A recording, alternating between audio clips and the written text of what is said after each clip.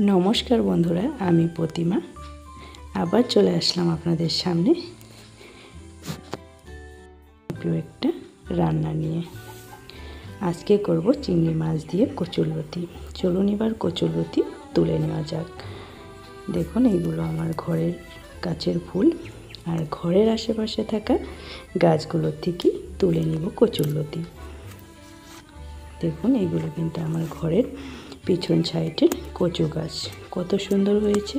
आगेও आमी कचु शाक करेছি एखान थेके। एबार तुले निচ্ছি लती। देखुन आमार एक हाथे कैमरा और एक हाथ दिए आमी लतिगुलो तुले निচ্ছি, ताई भालोभाবে तुलते पारছি ना, कैमराटा भालोभाবে धरते पारছি ना, ताई एकटू कष्ट करे बुझे नेবেন और संगे थाकुन, पाशे थाकुन, देखते थाकुन। এইগুলো আমার ঘরের আশেপাশে থাকা কচুর গাছ, এগুলোর থেকেই আমি লতি তুলে নিলাম।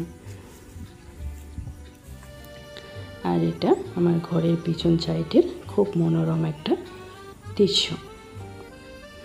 সকল বন্ধুদের কেমন লেগেছে কমেন্টে জানাতে ভুলবে না।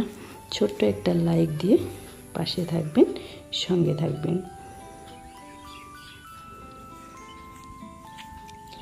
এবার চলুন মূল রান্নাটার দিকে যাওয়া যাক।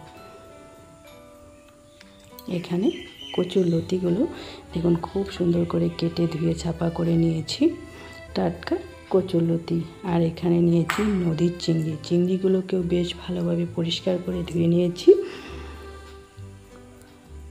আর কচুর লতিগুলো দেখুন কত সুন্দর টাটকা কচুর লতি, খেতেও কিন্তু দারুণ লাগে। এখানে আমি চিংড়িগুলোর মধ্যে লবণ, হলুদ গুঁড়ো দিয়ে ভালোভাবে মেখে নিচ্ছি। নদীর চিংড়ির টেস্টটাই কিন্তু দারুণ। চিংড়িগুলোকে বেশ ভালোভাবে মেখে নিলাম। আর এইদিকে একটা কড়াই বসিয়ে দিয়েছি। কড়াইটার মধ্যে আমি জল দিয়ে দিলাম। প্রথমে আমি কচুর লতিগুলো একটু সিদ্ধ করে নিব, হালকা সিদ্ধ করব, বেশি সিদ্ধ করব না। কচুর লতিগুলো দিয়ে দিলাম। কচুর লতিগুলো দিয়ে একটু সময়ের জন্য ঢাকা দিয়ে দিব। এবার ঢাকা চাপা দিয়ে ঢাকাটা তুলে নিচ্ছি। দেখুন একদম হালকা সিদ্ধ করেছি আমি, কিন্তু বেশি সিদ্ধ করিনি।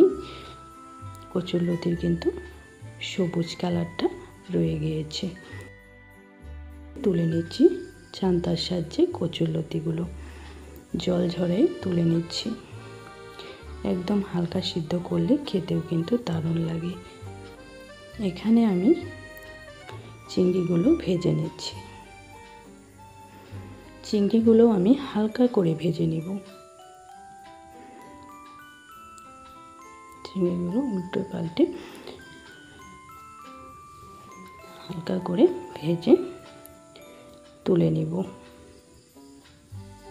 আর সকল বন্ধুদের কাছে অনুরোধ জানাবো ভিডিওটা স্কিপ না করে পুরো ভিডিওটা দেখার জন্যে। ভিডিও স্কিপ করলে অনেক কিছু মিস করে যাবে।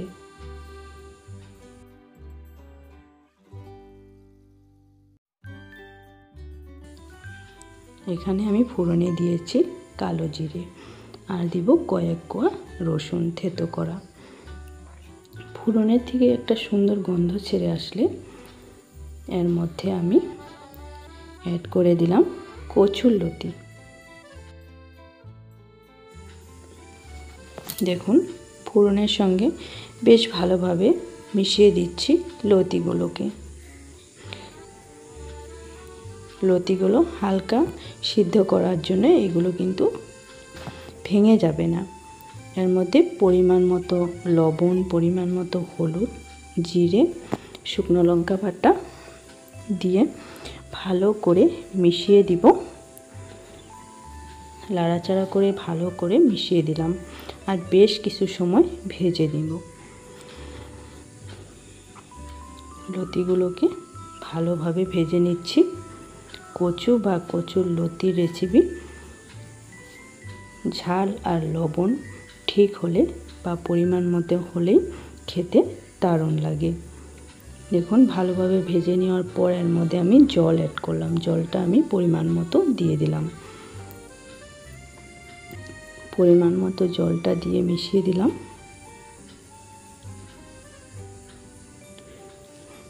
এবার বেশ কিছু সময় জাল করে নিব। কচুরলতি রাঁধতে বেশি সময় লাগে না। দেখুন এবার কিছু সময় জাল করে নিচ্ছি। জালটাও আমার ভালোভাবে হয়ে গিয়েছে। এবার আমি চিংড়িগুলো অ্যাড করব কচুরলতির মধ্যে। সবগুলো চিংড়ি আমি অ্যাড করে দিচ্ছি।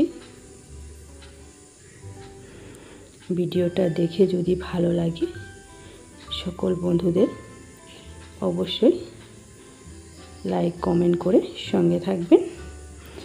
এর মধ্যে আমি 1 চা চামচ স্পেশাল মশলা কালো জিরে আর রসুন বাটা দিয়ে দিলাম। অনেকেই অনেক রকম করে রেসিপি কচুরলতি রেসিপি করে খেয়ে থাকেন, আমি এইভাবে করলাম। অনেক অনেক ধন্যবাদ জানাই। আজকের ভিডিও আমি এখানে শেষ করলাম। আবার দেখা হবে অন্য কোনো ভিডিওর সঙ্গে।